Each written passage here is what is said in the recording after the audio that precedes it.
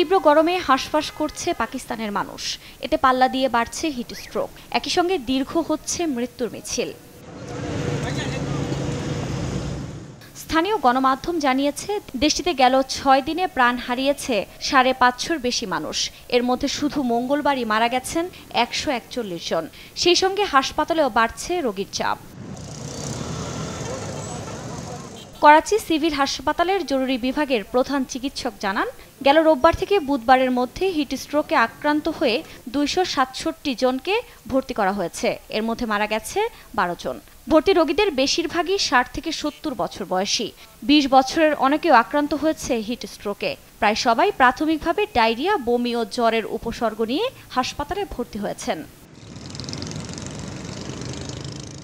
করাচিতে মঙ্গলবারও সর্বোচ্চ ৪০ ডিগ্রি সেলসিয়াস তাপমাত্রা রেকর্ড করা হয়।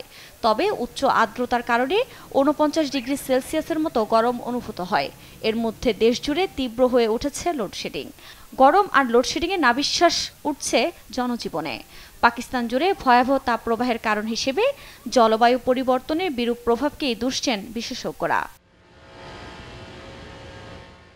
এদিকে তীব্র গরমে নাকাল যুক্তরাষ্ট্রের বিভিন্ন অঙ্গরাজ্য।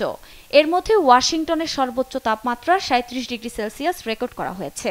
পরিস্থিতি এতটাই নাজুক যে লিংকন মেমোরিয়ালে রাখা দেশটির সাবেক প্রেসিডেন্ট আব্রাহাম লিংকনের ৬ ফুট দীর্ঘ মোমের মূর্তি গলে যাচ্ছে। স্থানীয় কর্তৃপক্ষ জানিয়েছে, গরমে মূর্তির মাথার অংশ পুরোপুরি গলে গেছে। ওকলাহোমা অঙ্গরাজ্য তাপমাত্রার পারদ ছুঁয়েছে ৩৭ ডিগ্রি সেলসিয়াস। এতে সবচেয়ে বেশি বিপাকে পড়েছে রাস্তার পাশে থাকা মানুষজন।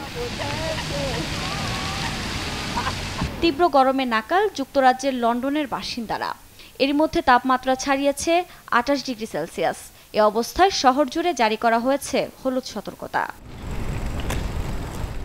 আফরিন মৌ, নিউজ ডেস্ক, দেশ টিভি।